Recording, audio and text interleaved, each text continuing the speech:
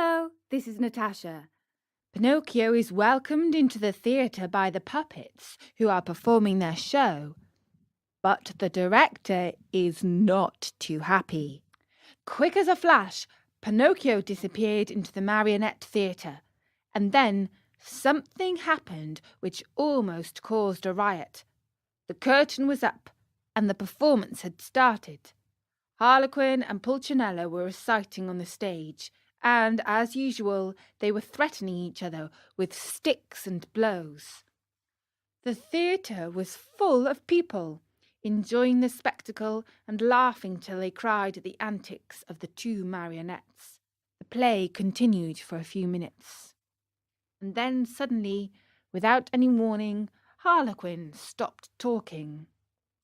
Turning toward the audience, he pointed to the rear of the orchestra, yelling wildly at the same time.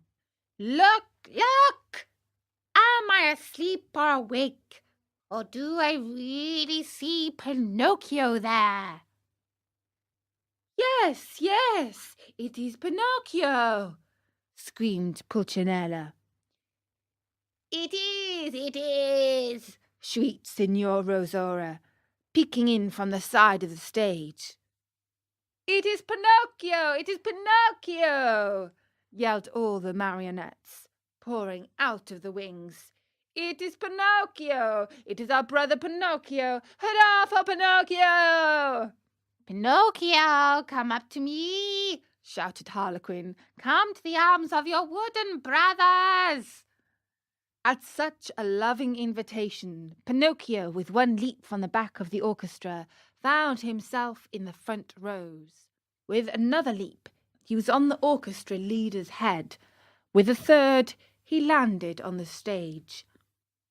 It is impossible to describe the shrieks of joy, the warm embraces, the knocks, and the friendly greetings with which that strange company of dramatic actors and actresses received Pinocchio.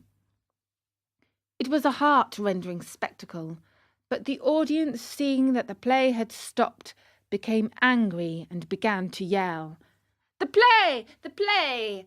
We want the play!" The yelling was of no use, for the marionettes, instead of going on with their act, made twice as much racket as before, and lifting up Pinocchio on their shoulders, carried him around the stage in triumph. At that very moment, the director came out of his room. He had such a fearful appearance that one look at him would fill you with horror. His beard was as black as pitch, and so long that it reached from his chin down to his feet. His mouth was as wide as an oven, his teeth like yellow fangs, and his eyes two glowing red coals. In his huge hairy hands, a long whip made of green snakes and black cats' tails twisted together, swished through the air in a dangerous way. At the unexpected apparition, no one dared even to breathe. One could almost hear a fly go by. Those poor marionettes, one and all, trembled like leaves in a storm. "Why have you brought such excitement into my theatre?" the huge fellow asked Pinocchio, with the voice of an ogre suffering with a cold. "Believe me, your honour, the fault was not mine." "Enough! Be quiet! I'll take care of you later." As soon as the play was over, the director went to the kitchen, where a fine big lamb was slowly turning on the spit. More wood was needed to finish cooking it. He called Harlequin and Pulcinella and said to them, "Bring that marionette to me. He looks as if he were made of well-seasoned wood. He'll make a fine fire for this spit." Harlequin and Pulcinella hesitated a bit. Then, frightened by a look from their master, they left the kitchen to obey him.